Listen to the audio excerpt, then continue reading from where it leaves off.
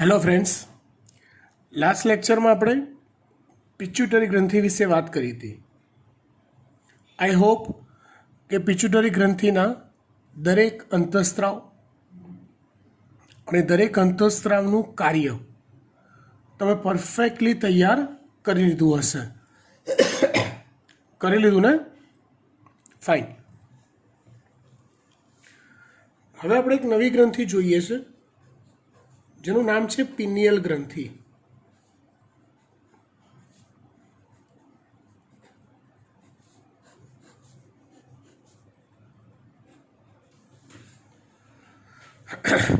કઈ ગ્રંથિ છે આ? પિનિયલ ગ્રંથિ. સૌથી પહેલા આ ગ્રંથિનું સ્થાન.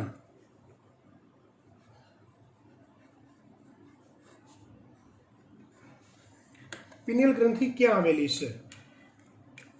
તો કે આ ગ્રંથિ અગ્ર મગજની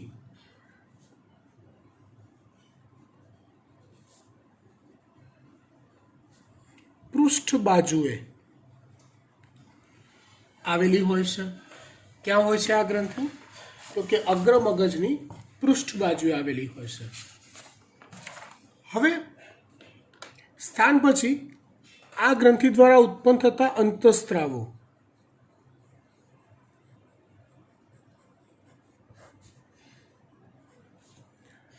તો આ ગ્રંથિ દ્વારા ફક્ત એક જ અંતઃસ્ત્રાવનો સ્ત્રાવ થાય છે. કયો અંતઃસ્ત્રાવ? તો કે મેલેટોનિન.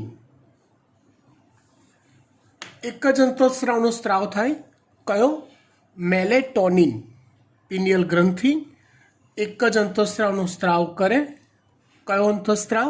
મેલેટોનિન. વાત કરીએ આ અંતઃસ્ત્રાવનું કાર્ય. એ શું કામ કરે છે? તો આ અંતઃસ્ત્રાવ આપણા શરીરમાં જૈવિક ઘડિયાળ તરીકેનું કામ કરે છે.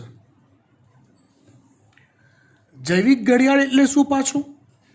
તો 24 કલાક દરમિયાન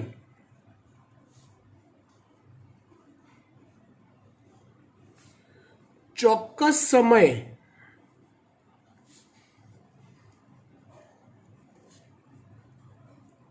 શરીરમાં થતી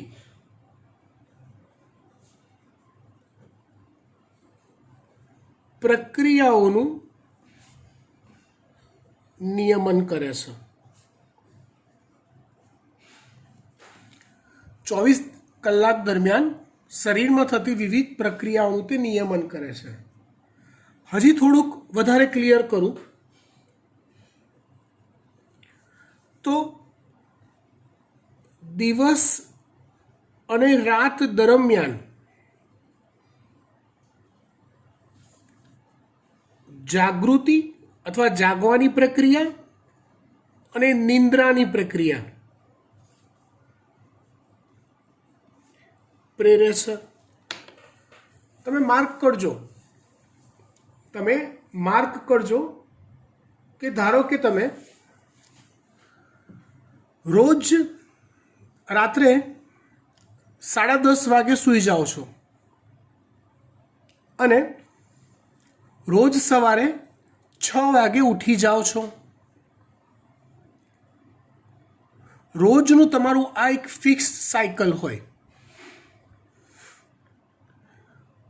તો ઘણીવાર એવું બને કે તમે 6 વાગે ઉઠવાનો એલાર્મ ના મૂક્યો હોય ને તો પણ 6 વાગ્યાની આસપાસ એમ જ અચાનક જ તમારી આંખ ખુલી જાય. રોજ જો તમે 10:30 સૂઈ જ જાઓ છો અને માની લો કે આજે 11, 11:15, 11:30 થયા તો તમારું શરીર સપોર્ટ આપવાનું બંધ કરી દે. આમ ઊંઘ લાગે. તે ઊંઘવાનો ટાઈમ થઈ ગયો છે, ઓવર ટાઈમ થઈ ગયો. એ તમને યાદ કરાવે છે કોણ? મેલેટોનિન. એલાર્મ ના મૂકો તોય તમે સવારે વહેલા ઉઠી જાઓ, એ યાદ કોણ કરાવે છે? મેલેટોનિન. એવા બીજા કેટલાક એક્ઝામ્પલ આપું, એક આપું, બહુ નથી આપવા. ધારો કે તમે રેગ્યુલર ડેઇલી બપોરે 1 વાગે જમવા બેસી જાઓ છો. આજે કોઈ કારણસર મમ્મીને બહાર જવાનું થયું ને મમ્મી લેટ થઈ ગઈ રસોઈ બનાવવામાં ને 1:30 પોણા 2 જેવું થઈ ગયું, તો એ ટાઈમે તમારા પાચક ગ્રંથિના પાચક રસોનો સ્ત્રાવ ચાલુ થઈ જાય છે. કેમ કે તમારો રોજનો બપોરનો જમવાનો ટાઈમ 1 વાગ્યાનો છે, તમે 1 વાગે જમો જ છો રોજ. તો સવાર 1:30 થાય એટલે તમને કકડીને ભૂખ લાગી એ અહેસાસ થાય છે. તો એ તમને યાદ કરાવે છે કે બકા આપણો રોજનો જમવાનો ટાઈમ વીતી ગયો છે, શું કરે છે, ફટાફટ ખા. તો એ યાદ કોણ કરાવે છે? મેલેટોનિન કરાવે છે. 24 કલાકની આવી ઘણી પ્રક્રિયાઓ કે જે નિયમિત સમયે નિયમિત દરે થતી હોય એનું નિયમન મેલેટોનિન કરે છે. આ ઉપરાંત તે શરીરમાં આવેલા રંગકણોનું નિર્માણ પ્રેરે છે. શરીરમાં આવેલા રંગકણો, શરીરમાં જે જુદા જુદા રંગ હોય, ત્વચાનો, વાળનો, આંખની કીકીનો, એ બધા રંગોનું નિર્માણ મેલેનિન નામના રંજક દ્રવ્યના આભારી છે. તો આ મેલેનિનનું સંશ્લેષણ, એનું નિર્માણની પ્રોસેસ એ મેલેટોનિન પ્રેરે છે. પતી ગયું.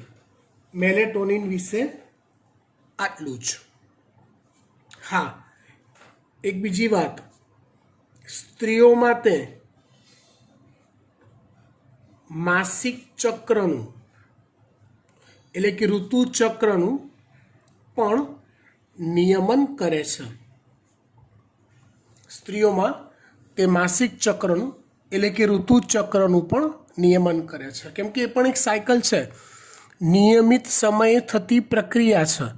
તો આવી કોઈ પણ નિયમિત સમયે થતી જે શરીરની પ્રક્રિયાઓ હોય એ મેલેટોનિન દ્વારા કંટ્રોલમાં રહેતી હોય છે. પિનિયલ ગ્રંથિની ચર્ચા પૂરી કરીએ. 2 માર્કમાં પૂછાઈ શકે. ત્યાર પછી આપણે વાત કરીએ થાઇરોઇડ ગ્રંથિ.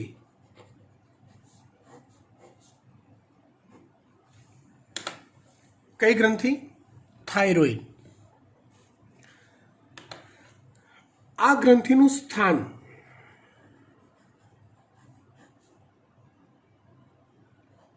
ક્યાં હોય? આ ગ્રંથિ તો આ ગ્રંથિ એ ગળાના ભાગમાં આવેલી હોય છે.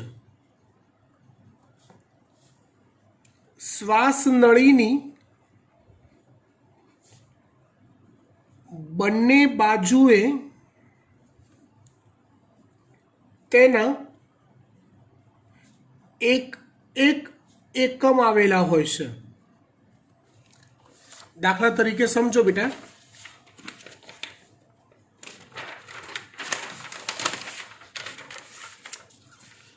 ધારો કે આ ગળાના ભાગમાં આવેલી શ્વાસ નળી છે, આ રે, તો એની બંને બાજુએ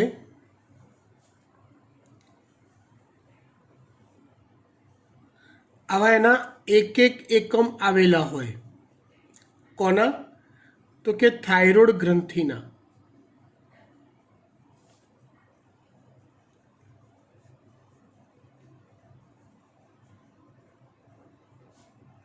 આ છે શ્વાસ નળી,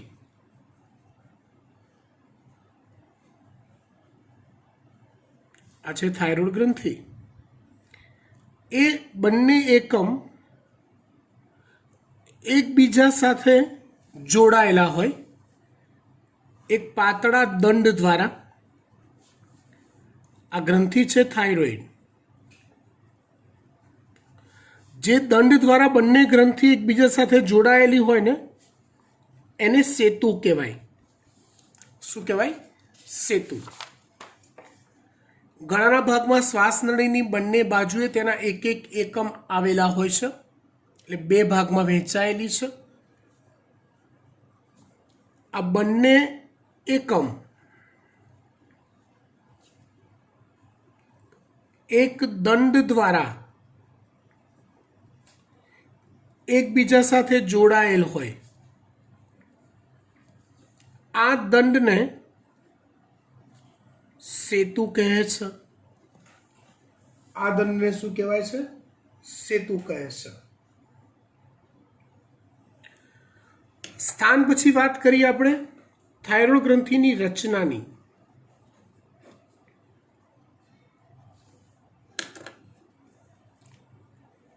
થાઇરોઇડ ગ્રંથિની રચનામાં બે પ્રકારની રચનાઓ જોવા મળે છે.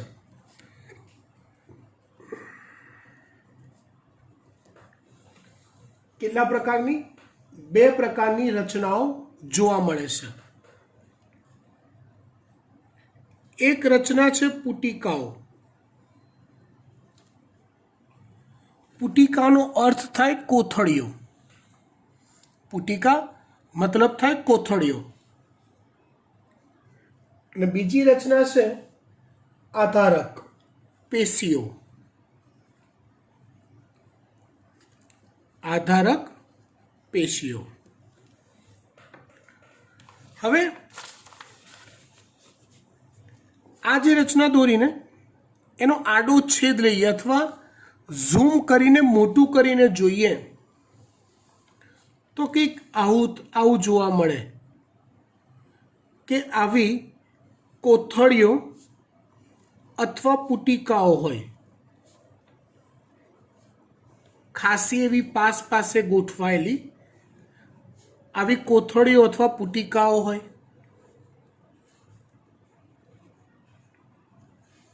અને પુટિકાઓની વચ્ચે આધારક પેશી હોય. જો આ આધારક પેશી જે છે ને એ કોઈ નવી પેશી નથી. આધારક પેશી એટલે હંમેશા સમજી લો એ સંયોજક પેશી જ હોય. આધારક પેશી એટલે કઈ પેશી હોય? સંયોજક પેશી હોય. હવે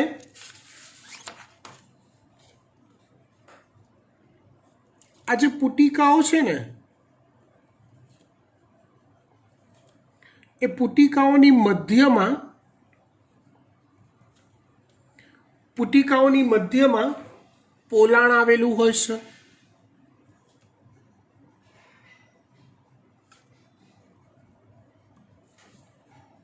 પુટિકાઓની મધ્યમાં પોલાણ આવેલું હોય અને એ પોલાણની ફરતે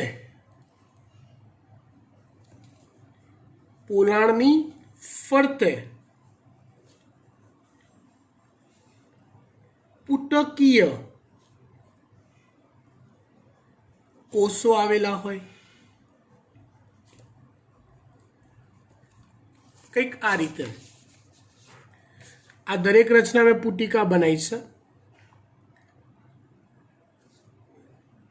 હું આવું કહેવા માંગુ છું, આવું દરેકમાં છે એવું માની લો. આવી રચના દરેકમાં છે એવું માની લો તો આ કોષો છે પુટકીય કોષો છે. કયા કોષો છે? પુટકીય કોષો. એની વચ્ચે જે પોલાણ છે એ આ પોલાણ. કહેવાનો ભાવાર્થ પુટકીય કોષો એ અંતઃસ્ત્રાવનો સ્ત્રાવ કરે અને એ અંતઃસ્ત્રાવ વચ્ચેના જે પોલાણ હોય એ પોલાણમાં જમા થાય.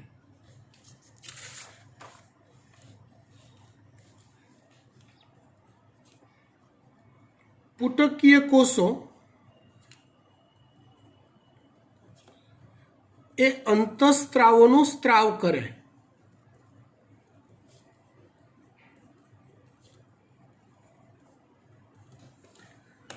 સારું, હવે આપણે જોઈએ થાઇરોઇડ ગ્રંથિ દ્વારા એના પુટકીય કોષો દ્વારા કયા કયા અંતઃસ્ત્રાવોનો સ્ત્રાવ થાય.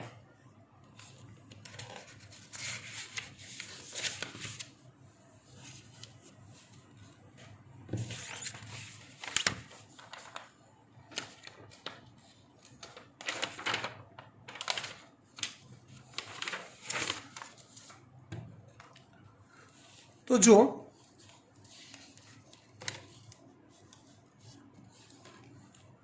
વાત કરીએ તેના અંતઃસ્ત્રાવોની,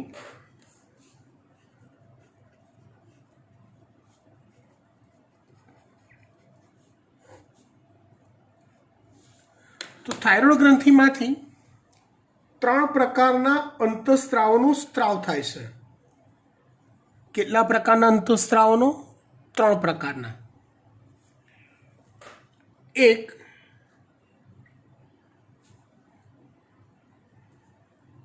ટેટ્રા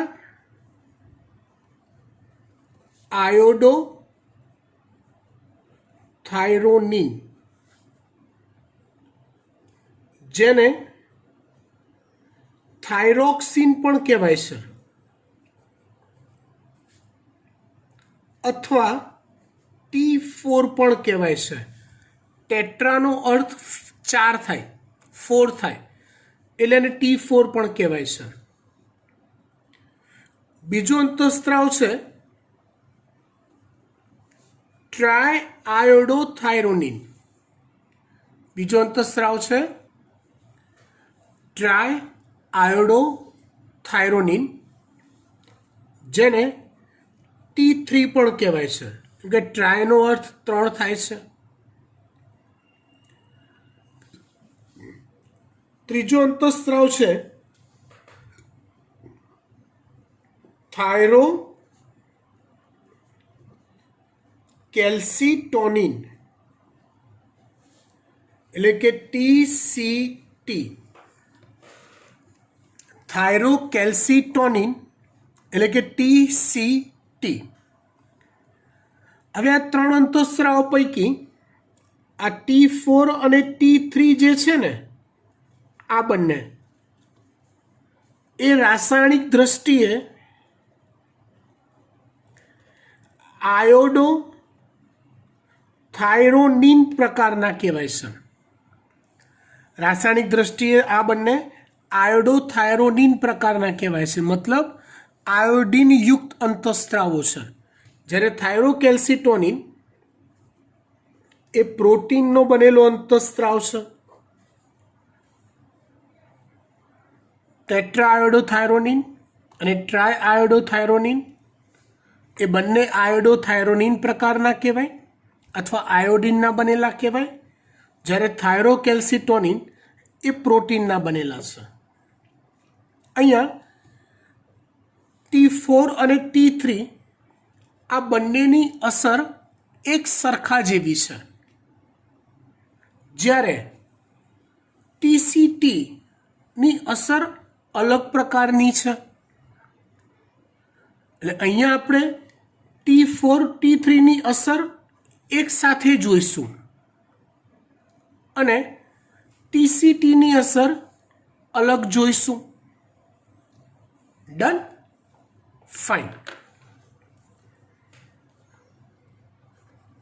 અસરો કોની? તો કે અંતઃસ્ત્રાવોની. જેમાં સૌથી પહેલા વાત કરવાની કોની આપણે? T4 અને T3 ની.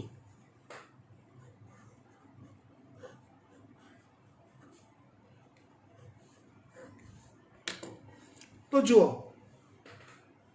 T4 અને T3 એ શરીરમાં મૂળભૂત ચયાપચયિક દળનું નિયમનમાં અગત્યનો ભાગ ભજવે છે.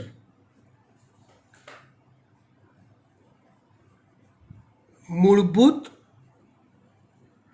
ચયાપચયિક દર, જેને BMR કહેવાય છે. બેઝલ એટલે મૂળભૂત, મેટાબોલિક એટલે ચયાપચયિક દર રેટ, બેઝલ મેટાબોલિક રેટ મૂળભૂત ચયાપચયિક દર નું નિયમન કરે છે. તમે ભણી ચૂક્યા છો શરીરમાં ચાલતી કોઈ પણ રાસાયણિક પ્રક્રિયા એ કાં તો ચય પ્રક્રિયા હોય કાં તો અપચય પ્રક્રિયા હોય. આ બંનેને સંયુક્ત રીતે ચયાપચય કહેવાય છે. આ બંનેને સંયુક્ત રીતે ચયાપચય કહેવાય છે. તો એ ચયાપચયિક મૂળભૂત પ્રક્રિયાઓ જે છે એનું કંટ્રોલિંગ T4 અને T3 દ્વારા થાય છે. આ ઉપરાંત તે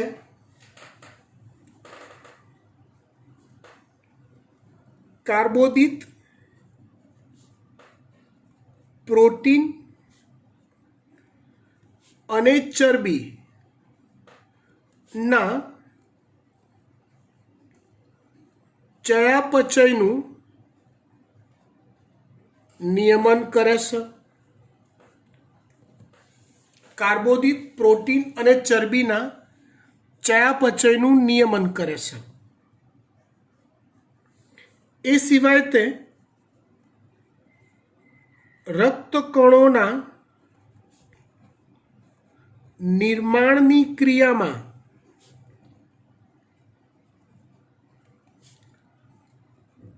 સંકળાય છે અથવા રક્તકણોના નિર્માણની ક્રિયામાં અગત્યનો ભાગ ભજવે છે. આ ઉપરાંત શરીરમાં પાણી અને ઇલેક્ટ્રોલાઇટ્સ એટલે કે ખનિજ આયનો, પાણી અને ખનિજ આયનોની માત્રાનું નિયમન પણ T3 અને T4 દ્વારા જ થાય છે. ટૂંકમાં કહું તો T3, T4 એ શરીરમાં બહુ જ અગત્યના અંતઃસ્ત્રાવો કહી શકાય. કેમ કે શરીરનો મૂળભૂત ચયાપચયિક દર જ એ પોતે જાળવે છે. એટલે જો આ અંતઃસ્ત્રાવોની માત્રામાં વધારો કે ઘટાડો થાય તો બહુ લોચા પડી જાય. એટલે આપણે T3 અને T4 ની માત્રાની અનિયમિતતા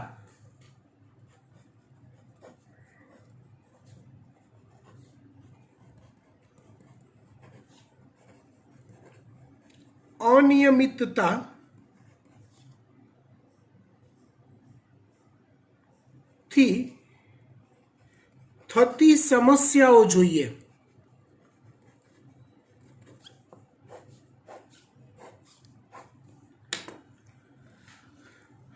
જો એક સમસ્યા આપણે લઈએ જે બહુ ટાઈમથી આપણે જાણીએ છીએ, ભણવામાં પણ આવી ગયું છે, ગોઈટર.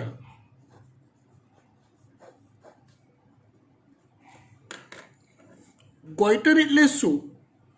તો ગળાનો ભાગ ફૂલી જવો. હકીકતમાં કેવું હોય કે જો આપણા આહારમાં આયોડિનની, I2 એટલે આયોડિન ની ઉણપ હોય તો થાઇરોઇડ ગ્રંથિમાં T4 અને T3 નું ઓછું સંશ્લેષણ થાય.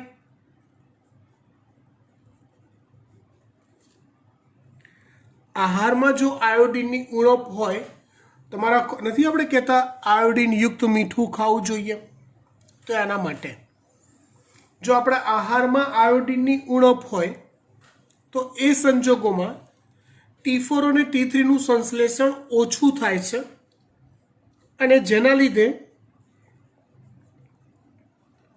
થાઇરોઇડ ગ્રંથિ ફૂલી જાય છે. આ રોગને શું કહેવાય છે? ગોઈટર કહેવાય છે. ઇન શોર્ટ, આયોડિનની ઉણપથી ગળાનો ભાગ થાઇરોઇડ ગ્રંથિ ફૂલી જવી, આ ખામીને ગોઈટર કહેવાય છે. ડન. બીજી સમસ્યાઓ જોઈએ.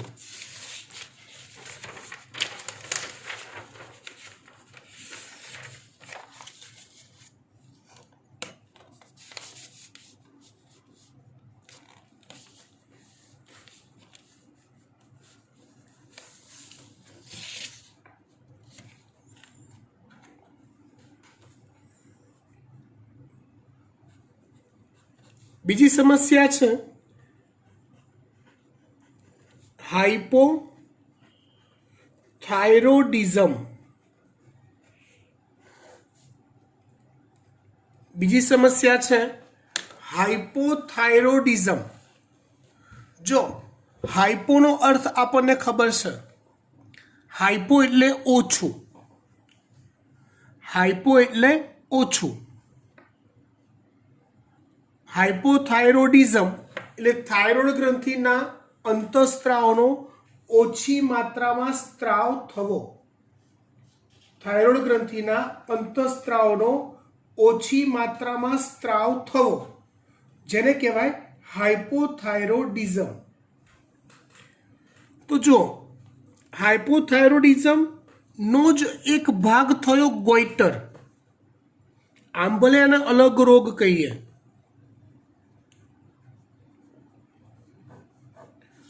પણ હાઇપોથાઇરોડિઝમના લીધે જ ગોઈટર થાય છે એવું કહી શકાય. આ ઉપરાંત જો કોઈ સ્ત્રી ગર્ભવતી હોય અને એ સ્ત્રી જો હાઇપોથાઇરોડિઝમથી ની ખામી ધરાવતી હોય,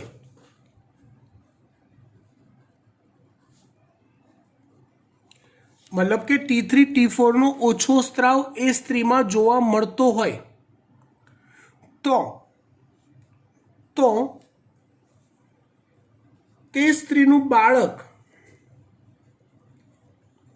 જે જન્મતું બાળક છે, એ બાળક કુંઠિત વૃદ્ધિવાળું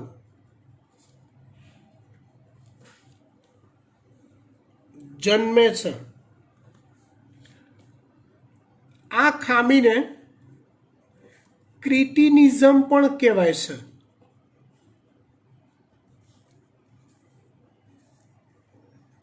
આ ખામીને શું કહેવાય છે? ક્રિટિનિઝમ. જો ગર્ભવતી સ્ત્રીને હાઇપોથાઇરોડિઝમ હોય તો એવી સ્ત્રીનું બાળક કુંઠિત વૃદ્ધિવાળું જન્મે છે, જેને ક્રિટિનિઝમ ખામી પણ કહેવાય છે. જો બેટા, ગ્રોથ હોર્મોનની ઉણપ હોય તો વૃદ્ધિ કુંઠિત હોય, જેને વામનતા કહેવાય, GH વામનતા.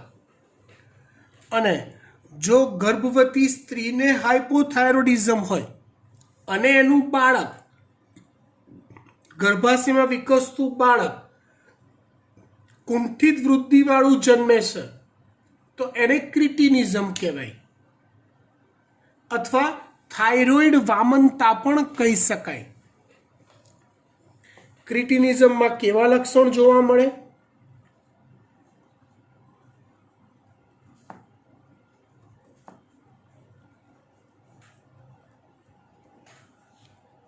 તો ક્રિટિનિઝમમાં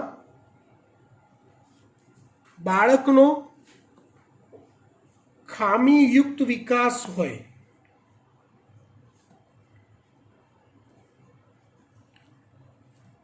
માનસિક મંદતા જોવા મળે, ખામીયુક્ત વિકાસ, માનસિક મંદતા, નીચો બુદ્ધિ આંક,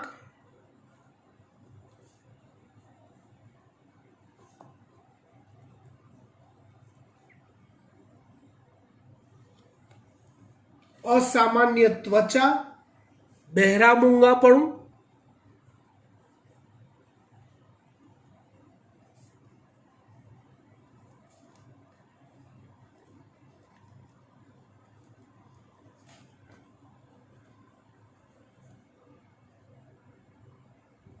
જેવી ખામીઓ જોવા મળે છે. હવે જો પુખ્ત વયની સ્ત્રીને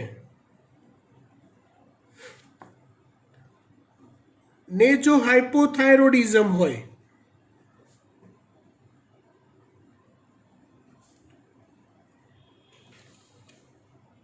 તો એ સ્ત્રીના માસિક ચક્રમાં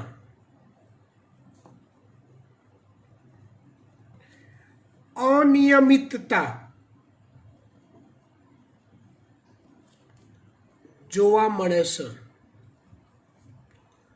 એ સ્ત્રીના માસિક ચક્રમાં અનિયમિતતા જોવા મળે છે. હાઇપોથાઇરોડિઝમમાં આટલું જ. ત્યાર પછી વાત કરીએ ત્રીજી ખામી, હાઇપર થાઇરોડિઝમ.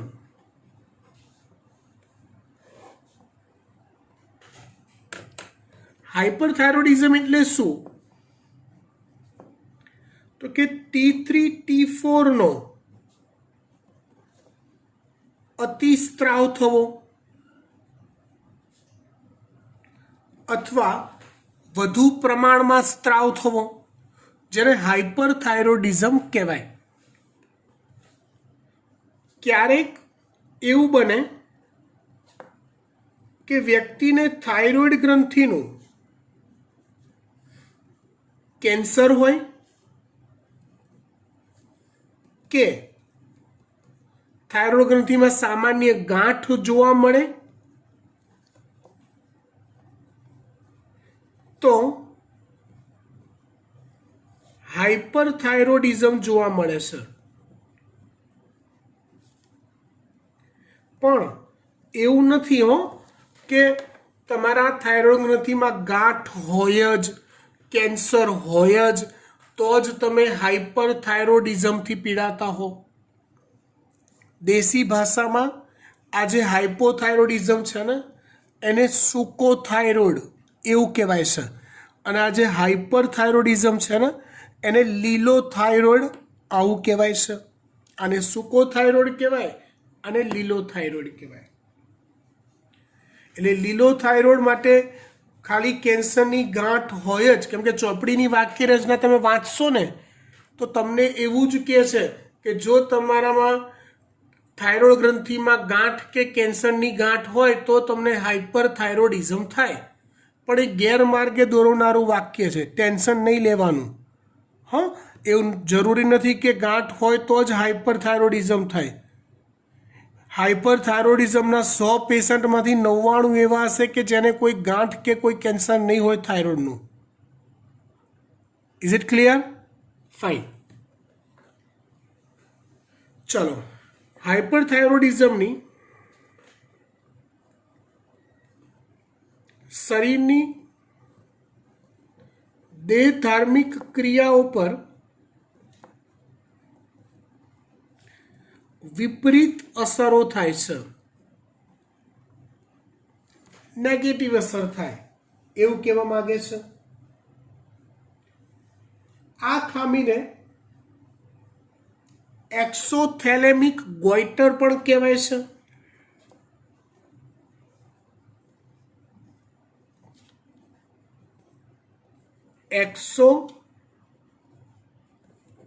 થેલેમિક ગોઈટર પણ કહેવાય છે. આ ખામીને શું કહેવાય છે? એક્સોથેલેમિક ગોઈટર. જેમાં ક્યારેક એવું બને છે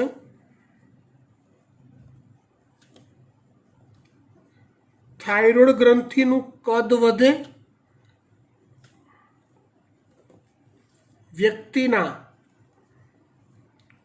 આંખના ડોળા બહાર ઉપસી આવે, થાઇરોઇડ ગ્રંથિનું કદ વધે, વ્યક્તિના આંખના ડોળા બહાર ઉપસી આવે, ચયાપચયિક દરમાં વધારો થાય,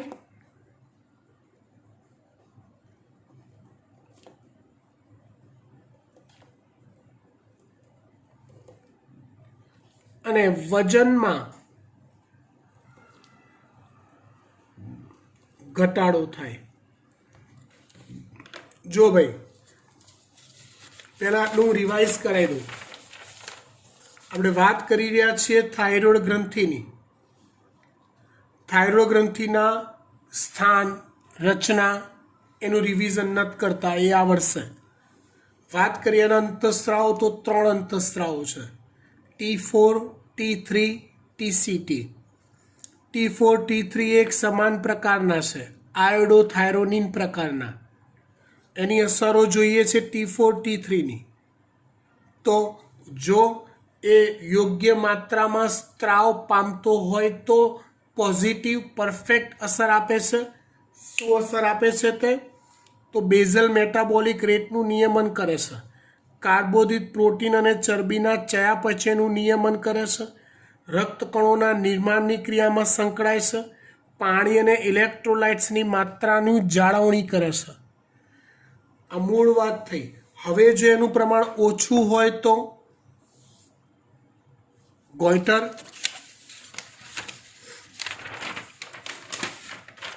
હાઇપોથાઇરોડિઝમ, હાઇપરથાઇરોડિઝમ.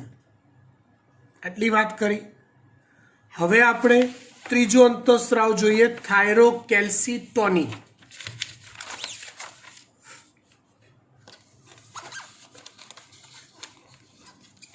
ત્રીજો અંતઃસ્રાવ આપણે જોઈએ